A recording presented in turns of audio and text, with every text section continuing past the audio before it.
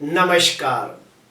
मैं वसंत रावल ज्योतिष विद्या ज्ञान चैनल के अंदर आज मैं आपको बताने आया हूं अमावस्या योग कैसे बनता है, उसका फलादेश कैसे किया जाता है और आखिरी में मैं आपको बताऊंगा उसके कौन से उपाय करने चाहिए। तो सुनिए, सबसे पहला अमावस्या योग कैसे बनता है। जन्म कुंडली के अंदर जब सूर्य और चंद्र एक साथ कोई भी भाव में बैठे हो, कोई भी राशि में एक साथ बैठे हो तो अमावस्या योग बनता है। और जब भी किसी बच्चे का जन्म अमावस्या के दिन होता है तो पंडित जी कहते हैं कि इस बच्चे का पैदा होते ही 1 साल के अंदर अमावस्या शांति पूजा करना चाहिए और फिर 15 साल की उम्र में अमावस्या शांति पूजा फिर से करनी चाहिए। क्यों? क्योंकि अमावस्या के दिन चंद्र टोटली क्षीण हो जाता है। फलस्वरूप जो भी बच्चा अमावस्या योग में पैदा होता है उसका इम्यूनिटी पावर घट जाता है और इम्यूनिटी पावर घटने की वजह से वो बच्चा बार बार बीमार पड़ता है। उसे सर्दी, खांसी, कफ, बुखार ये सब बार बार होता है और ये ज़्यादातर जन्म से 8 वर्ष तक ज़्यादा देखा गया है। इसके अलावा भी और 2 लक्षण देखे गए हैं कि ऐसे बच्चे स्वभाव में जिद्दी, हठी, गुस्से वाले, चिड़चिड़े होते हैं। कुछ बच्चे पढ़ाई में कमज़ोर होते हैं, पढ़ाई में कंसंट्रेट नहीं कर पाते, फोकस नहीं कर पाते और उनका मन बहुत ही चंचल होता है। फलस्वरूप वो ज़्यादा पढ़ नहीं पाते। तो जो भी बच्चे की कुंडली में सूर्य चंद्र की युति कोई भी भाव में, कोई भी राशि में एक साथ होती हो तो अमावस्या योग बनता है और इसे बिल्कुल अच्छा नहीं माना जाता है। इसीलिए पंडित जी पैदा होते ही 1 साल के अंदर और फिर 15 साल की उम्र में अमावस्या शांति पूजा करने को कहते हैं। अभी हम लोग और एक स्टेप अंदर जाते हैं कि अमावस्या योग का गहराई से फलादेश कैसे किया जाता है, वो मैं आपको बताने आया हूं। तो आइए देखते हैं। जन्म कुंडली के अंदर सूर्य और चंद्र ये दोनों की जब अंशात्मक युति हो जाती है और हमें उसका प्रेडिक्शन करना होता है, उसका फलादेश करना होता है, तो हमें कम से कम 5 बातों का गहनता से अध्ययन करना पड़ता है। वो 5 बातें कौन कौन सी है तो सुनिए।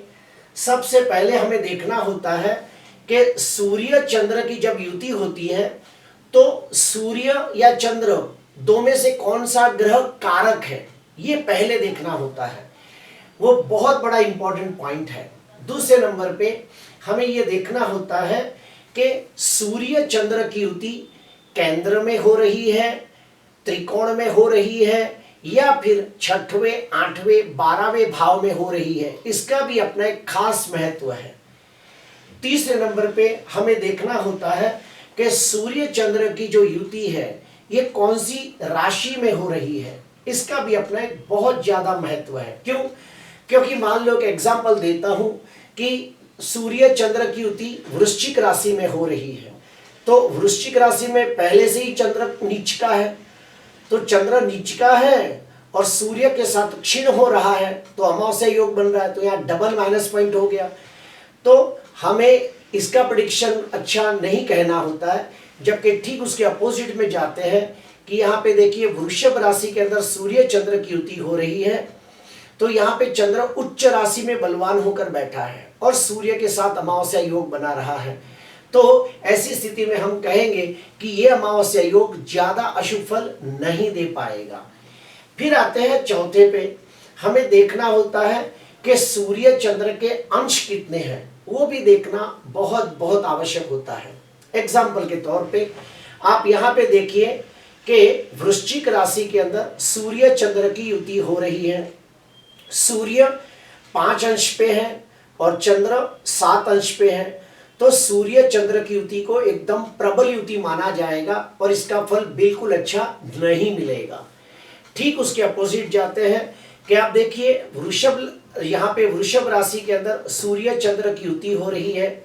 सूर्य 5 अंश पे है और चंद्र 20 अंश पे है, तो इसके बीच में 15 अंशों का फर्क हो गया, तो ये युति को ज्यादा प्रबल नहीं माना जाएगा। वैसे ही सूर्य 5 अंश पे है और चंद्र 27 या 28 अंशों पे है, तो उस युति को निष्फल युति माना जाएगा और उसको अमावस्या योग माना ही नहीं जाएगा। तो ये अंशों का गणित भी हमें देखना होता है। चौथे नंबर पे हमारे को ये भी देखना होता है कि सूर्य चंद्र की जो युति हो रही है उसके पर कौन से ग्रहों की दृष्टि पड़ रही है, इसका अपना एक खास महत्व है। जैसे कि एग्जाम्पल के तौर पे आपको एक छोटा सा एग्जाम्पल देता हूं कि कर्क लग्न की कुंडली के अंदर चंद्र लग्न में ही स्वगृही होकर बैठा है और यहाँ पे अमावस्या योग बना रहा है, क्योंकि सूर्य चंद्र साथ में है तो यहाँ पे अमावस्या योग बन रहा है। लेकिन उसके अंदर आप देखिए कि चंद्र स्वगृही होकर बैठा है और उसके पर गुरु की नवम शुभ दृष्टि पड़ रही है, तो यहाँ पे चंद्र गुरु का गज केसरी योग बन रहा है। तो ये अमावस्या योग ज्यादा खराब फल नहीं देगा बल्कि ये अच्छा फल देगा। उसी प्रकार दूसरा मैं बताता हूं एग्जाम्पल कि आप देखिए सिंह लग्न की कुंडली के अंदर यहाँ पे सूर्य चंद्र का अमावस्या योग बन रहा है। चंद्र पहले से ही नीच का है और उसके पर आप देखिए शनि की तीसरी दृष्टि पड़ रही है। और आपको पता है कि सिंह लग्न की कुंडली के अंदर शनि 6वें और 7वें भाव का स्वामी बनकर कुंडली का प्रबल मारक ग्रह बनता है और ये मारक ग्रह अपनी तीसरी दृष्टि से नीच के चंद्र को देखता है। तो यहाँ तीन खराब बातें हो गई। सबसे पहला अमावस्या योग बन गया, दूसरा चंद्र नीच का हो गया, तीसरा चंद्र के ऊपर मारक शनि की दृष्टि पड़ गई, तो यहाँ पे चंद्र शनि का विष योग बन गया। तो यहाँ पे तीन अशुभ पॉइंट बन गए। तो इसके वजह से ये अमावस्या योग बिल्कुल अच्छा फल नहीं देगा, बहुत खराब फल देगा। और ऐसे बच्चे जन्म से 8 वर्ष तक कमजोर होंगे, बार बार बीमार पड़ेंगे, स्वभाव में जिद हट गुस्सा बढ़ेगा, पढ़ाई में फोकस न कर पाएंगे, पढ़ाई में कंसंट्रेशन न कर पाएंगे, हमेशा उनका मन दुविधा में रहेगा, निर्णय शक्ति का अभाव होगा, हमेशा कंफ्यूज रहेंगे, डिसीजन पावर कमजोर होगा और उन लोगों का व्यक्तित्व भी कमजोर होता है। ठीक उसके अपोजिट देखो, यहाँ पे देखिए कि यहाँ पे सूर्य चंद्र की युति हो रही है लेकिन चंद्र उच्च का है, देखा उसके पर शनि की दृष्टि पड़ रही है, तो यहाँ पे भी विष योग बना, यहाँ पे भी अमावस्या योग बना, लेकिन चंद्र बलवान होने की वजह से ये अशुभ फल में थोड़ा कमजोर कर देगा। वैसे ही मैंने आपको इधर भी दिखाया कि चंद्र स्वगृही होकर लग्न में बैठा है। तो पहले तो चंद्र स्वगृही है, एक पॉइंट हो गया। दूसरा लग्न में अति विशिष्ट योग कारक माना गया है। उसका परम मित्र गुरु, चंद्र का परम मित्र गुरु उसको नवम दृष्टि से देख रहा है, तो यहाँ गजकेसरी योग बन गया। तो ये चंद्र खराब फल न देते हुए राजयोग जैसा फल देगा और ऐसे व्यक्ति 22 साल के बाद जैसे जैसे उम्र बढ़ेगी ऐसे ऐसे अपनी बुद्धि से, अपनी मेहनत से, अपनी काबिलियत से धनवान, यशवान, कीर्तिवान बनते हैं और समाज के अंदर मान सम्मान पद प्रतिष्ठा की प्राप्ति करते हैं। मेरे पास ऐसे कई मैंने कुंडलियों का अध्ययन किया है कि जिनका जन्म अमावस्या योग में हुआ है लेकिन वो लोग एक बड़े फिल्म एक्टर है, बड़े पॉलिटिशियन है, बहुत ही बड़े मिलेनियर है, धनवान लोगों की कुंडली के अंदर, बड़े बड़े फैक्ट्री के मालिकों की कुंडली के अंदर भी मैंने अमावस्या योग देखा है। तो प्रिय दर्शकों, अमावस्या योग अच्छा फल देगा या बुरा फल देगा, इसके लिए काफी सारी चीजों का अध्ययन करना आवश्यक होता है। जैसे कि मैंने पहले ही कहा कि हमें देखना होता है कि सूर्य चंद्र की युति में से कारक ग्रह कौन है और मारक ग्रह कौन है। दूसरे नंबर पे सूर्य चंद्र की युति केंद्र में, त्रिकोण में या दूसरे 11वें भाव में हो रही है या फिर 6वें, 8वें, 12वें त्रिक भाव में हो रही है, वो देखना होता है। तीसरा, कौन सी राशि में हो रही है। चौथा, अंश कितने हैं दोनों के, वो भी देखना होता है। उसके बाद हमें और एक चीज देखनी होती है कि अगर जन्म कुंडली के अंदर सूर्य चंद्र साथ में है लेकिन भाव चलित कुंडली के अंदर सूर्य चंद्र अलग अलग हो गए हैं तो वो अमावस्या योग नहीं माना जाएगा। ठीक उसी प्रकार अगर जन्म कुंडली के अंदर सूर्य चंद्र की युति हो रही हो और नवमांश कुंडली के अंदर भी सूर्य चंद्र की युति होती हो तो समझ जाना वो अमावस्या योग बहुत ही प्रबल माना जाएगा और उसका अच्छा या बुरा जो भी फल होगा वो बहुत ज्यादा मिलेगा। प्रिय दर्शकों, और मैं एक आपको बात बताना चाहता हूं कि हम लोग अमावस्या योग देखते हैं, लेकिन उसके अंदर और एक स्टेपिंग अंदर जाके देखना चाहिए, जो मैं आपको भी बताना चाहता हूं। हमें देखना होगा कि चंद्र से कुछ राजयोग तो निर्माण नहीं हो रहे हैं, उसका भी अपना एक खास महत्व है। जैसे कि एग्जाम्पल के तौर पे लेते हैं कि देखिए यहाँ पे सूर्य चंद्र की युति अमावस्या योग बना रही है, बरोबर। लेकिन आप देखिए कि चंद्र से 12वें घर के अंदर बुध बैठा है और चंद्र से दूसरे भाव में शुक्र बैठा है। तो इसको हमारे में कहते हैं अनफा सुनफा दुर्धरा योग नाम के 3 राजयोग निर्माण होना। फिर से मैं कहूंगा, अगर आपने ध्यान से न सुना हो तो नियम यह है कि चंद्र से दूसरे और 12वें भाव के अंदर, चंद्र से दूसरे और 12वें भाव के अंदर मंगल, बुध, गुरु, शुक्र और शनि जैसे ग्रह बैठे हो तो अनफा सुनफा दुर्धरा नाम के 3 राजयोग बनते हैं। अगर अमावस्या योग के आसपास अगर 2 ऐसे शुभ ग्रह बैठे हो तो उसे शुभ कर्तरी भी कह सकते हैं और अनफा सुनफा दुर्धरा नाम के राजयोग भी कह सकते हैं। तो ऐसी स्थिति में यह अमावस्या योग खराब फल न देते हुए अच्छा फल देगा। और ऐसे व्यक्ति 22 साल के बाद जैसे जैसे उम्र बढ़ती जाएगी वैसे वैसे अपनी मेहनत से, अपनी काबिलियत से, अपने दमखम पर शून्य में से सर्जन होते हैं, धनवान, यशवान, कीर्तिवान और प्रतिष्ठित होते हैं और सर्व सुखों की प्राप्ति के लिए समाज के अंदर मान सम्मान पद प्रतिष्ठा की प्राप्ति करते हैं। वैसे और एक एग्जाम्पल देता हूं कि मान लो चंद्र के ऊपर गुरु की 9वीं दृष्टि हो, 7वीं दृष्टि हो या 5वीं दृष्टि हो और चंद्र कुंडली का योग कारक ग्रह बनता हो, यानी कि चंद्र कुंडली का योग कारक ग्रह बनकर केंद्र त्रिकोण में बैठा हो और उसके पर गुरु की 5वीं, 7वीं या 9वीं दृष्टि पड़ती हो तो वहां पे गज केसरी योग नाम का राजयोग बनता है। तो ऐसी स्थिति में भी मैंने देखा है कि भले अमावस्या योग में जन्म हुआ हो लेकिन साथ में अगर गजकेसरी योग बनता हो या फिर चंद्र गुरु की युति साथ में होती हो, यानी कि सूर्य, चंद्र और गुरु ये तीनों एक साथ बैठे हो, तो ऐसी स्थिति में वो अमावस्या योग भंग हो जाता है। और ऐसे व्यक्ति 22 साल के बाद जैसे जैसे साल बीतते हैं वैसे वैसे अपनी बुद्धि, अपनी मेहनत, अपनी काबिलियत से बहुत मेहनत करके धनवान, यशवान, कीर्तिवान होते हैं, सर्व प्रकार के भौतिक और सांसारिक सुखों की प्राप्ति करते हैं और समाज के अंदर मान सम्मान पद प्रतिष्ठा की प्राप्ति करते हैं। उसी प्रकार और एक योग भी है कि अगर मान लो चंद्र कुंडली का कारक ग्रह बनकर अगर मंगल के साथ अंशात्मक युति करके बैठा हो तो वहां पे महालक्ष्मी योग भी निर्माण होता है। अभी एग्जाम्पल के तौर पे यहाँ पे देखिए कि 10वें भाव के अंदर मंगल स्वग्रही है, सूर्य उच्च का है और सूर्य चंद्र का अमावस्या योग बन रहा है। तो ऐसी स्थिति में फलादेश करते समय क्या बोलना चाहिए कि भाई यहाँ पे मंगल दिग्बली भी हो रहा है, कुल दीपक योग भी बना रहा है, यहाँ सूर्य उच्च का हो रहा है और चंद्र मंगल का लक्ष्मी योग हो रहा है और चंद्र यहाँ पे मित्र राशि में बैठा है। तो ऐसे व्यक्ति बहुत ही नामचीन होते हैं, बड़े बड़े फिल्म स्टार, पॉलिटिशियन या फिर धनवान, यशवान होते हैं। तो जब भी आप अमावस्या योग देखो तो हमें और बहुत कुछ देखना होता है कि चंद्र कौन सी राशि में है, कौन से ग्रहों से दृष्ट है, कौन से ग्रहों से युक्त है, ये सब भी देखना होता है। उसके बाद प्रेडिक्शन किया जाता है।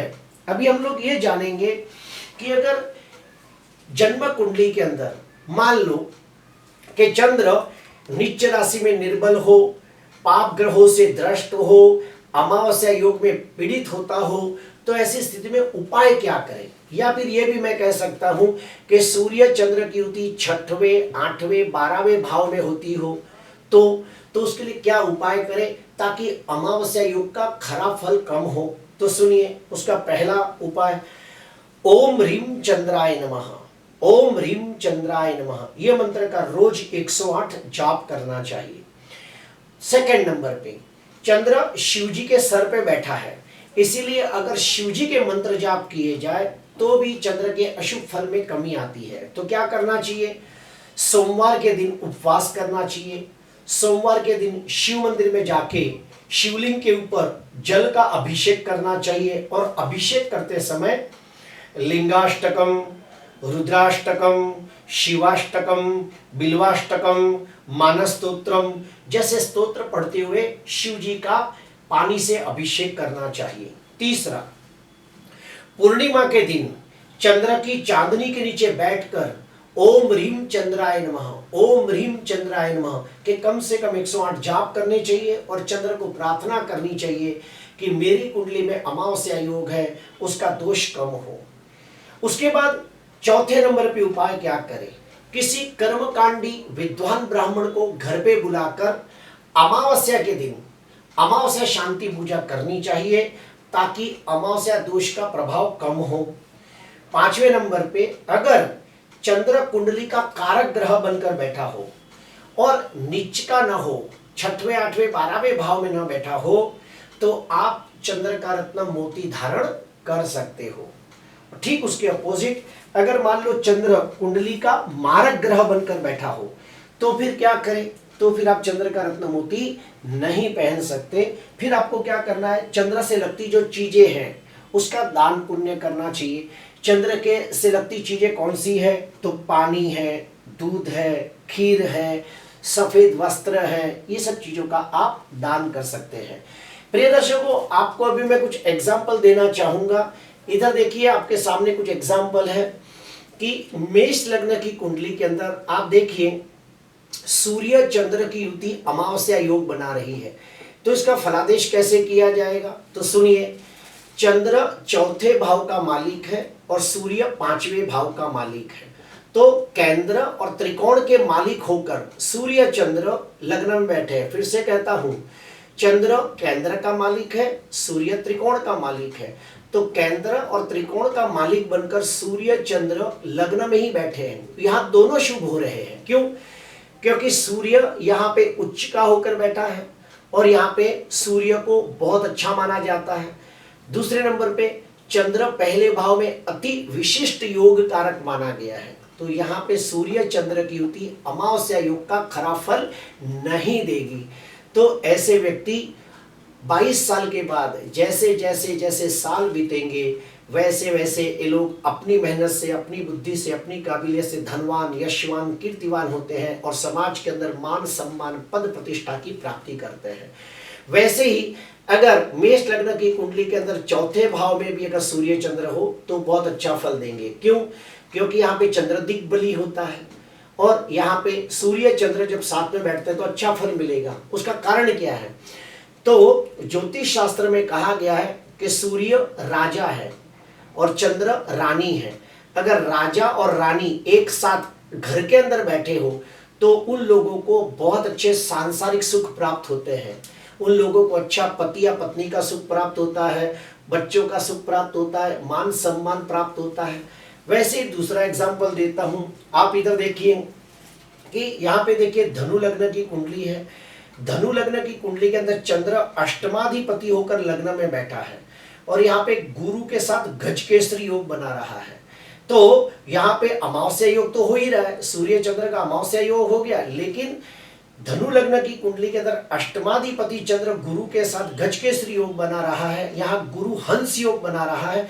तो ऐसे व्यक्ति एक अच्छे विद्वान ज्योतिषकार, कर्मकांडी ब्राह्मण, गुड विद्याओं में निपुण, शास्त्र के जानकार, धार्मिक आध्यात्मिक लोग बन सकते हैं। तो इस प्रकार से प्रेडिक्शन किया जाता है। और एक आखिरी में बता देता हूं, इधर देखिए वृश्चिक लग्न की कुंडली के अंदर चंद्र भाग्याधिपति है और सूर्य कर्माधिपति है। ये दोनों की युति भाग्य स्थान में होती है। तो ऐसे व्यक्ति ध्यान, मेडिटेशन, योग, साधना, प्राणायाम, मेडिटेशन, अध्यात्म के फील्ड में, स्पिरिचुअल फील्ड में बहुत आगे बढ़ते हैं। तो आपको सूर्य चंद्र का अमावस्या योग कौन सी राशि में, कौन से भाव में हो रहा है, ये सारी चीजों का गहनता से अध्ययन करना होगा। उसके बाद ही इसका प्रेडिक्शन किया जाएगा। आज के लिए बस इतना ही। आपको अच्छा लगा तो जरूर लाइक करना, सब्सक्राइब करना। नमस्कार।